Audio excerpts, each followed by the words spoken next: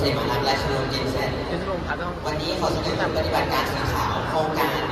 สถานศึกษาสีขาวปลอดยาเสพติดและวัยรุ่นครับวันนี้ขอเสนอเรื่อง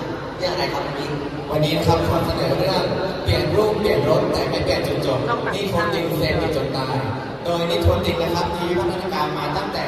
ยาสูบแบบปัจจุบันเช่น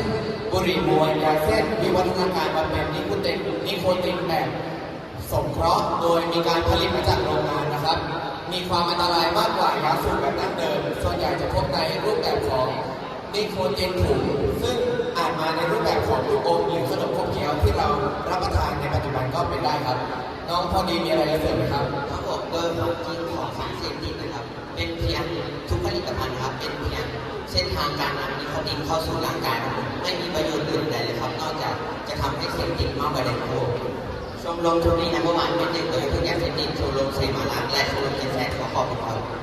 และลำต่อไปขอ